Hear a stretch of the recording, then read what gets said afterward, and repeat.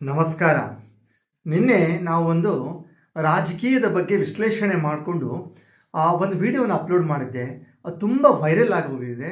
So ಅದರ ಒಂದು ವಿಶ್ಲೇಷಣೆಯನ್ನು ನಾನು ಇವತ್ತು ಕೊಡ್ತಾ ಇದ್ದೀನಿ.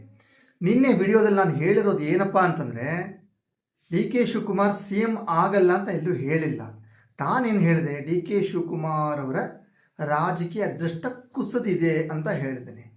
ಇನ್ಫ್ಯಾಕ್ಟ್ ಡಿ ಕೆ ಶಿವಕುಮಾರ್ ಅವರು ಅಲ್ಪಕಾಲದ ಸಿ ಎಂ ಅಂತ ಮೊಟ್ಟ ಮೊದಲನೇ ಬಾರಿಗೆ 2022 ಡಿಸೆಂಬರಲ್ಲಿ ಟೈಟಲ್ ಹಾಕಿಬಿಟ್ಟೆ ನಾವು ಇದನ್ನು ಒಂದು ಲೋಕಲ್ ಚಾನಲಲ್ಲಿ ಕೂಡ ಬ್ಯಾಕ್ ಟು ಬ್ಯಾಕ್ ಪ್ರಚಾರ ಮಾಡ್ತಾನೆ ಹೋಗಿದ್ದೀವಿ.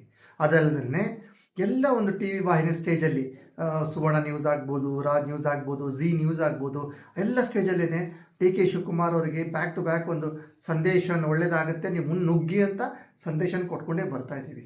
ಸೊ ನಿನ್ನಾದಂಥ ಇನ್ಸಿಡೆಂಟ್ ಏನಾಗಿದೆ, ಇವರಿಗೆ ಒಂದು ಆಧ್ಯಾತ್ಮಿಕ ಹಿನ್ನಡೆಯಾಗಿದೆ ಅಂತ ಹೇಳಿದ್ದೀನಿ. ಇವರೆಲ್ಲೂ ಸಿ ಎಮ್ ಆಗಲ್ಲ ಅಂತ ನಾನು ಹೇಳಲ್ಲ, ಎಲ್ಲೂ ಹೇಳೂ ಇಲ್ಲ. ಸೊ ಇನ್ಫ್ಯಾಕ್ಟ್ ಇವರು ಕೂಡ ಸಿ ಎಮ್ ಆಗಲಿ ಅಂತ ಬಯಸೋರಲ್ಲಿ ನಾನೂ ಕೂಡ ಒಬ್ಬನು. ಸೊ ಅದಕ್ಕೆ ಯಾವುದೇ ಗೊಂದಲ ಬೇಡ ಅಂತ ನಮ್ಮ ಶಂಕರ ನ್ಯೂಸನ ಎಮ್ ಡಿ ಅವರು ನಮ್ಮ ಹಿಂದಿನ ವಿಡಿಯೋವನ್ನು ಹೈಡ್ ಮಾಡಿದ್ದಾರೆ. ಸೊ ಎಲ್ಲರ ಮನಸ್ಸು ಶಾಂತ ಆಗಲಿ, ನಾವೆಲ್ಲರೂ ಕೂಡ ಒಂದೇ ನಿಟ್ಟಲ್ಲಿ ಹೋಗೋಣ. ಇಷ್ಟು ಹೇಳುತ್ತಾ ಇವತ್ತಿನ ಕ್ಯೂಸ್ ಹಂಚಿಕೆಗೆ ಅಲ್ಪ ವಿರಾಮ ಮಾಡ್ತಾ ಇದ್ದೀನಿ. ಸರ್ವೇ ಜನ ಸುಖಿನೋ ಭವಂತು.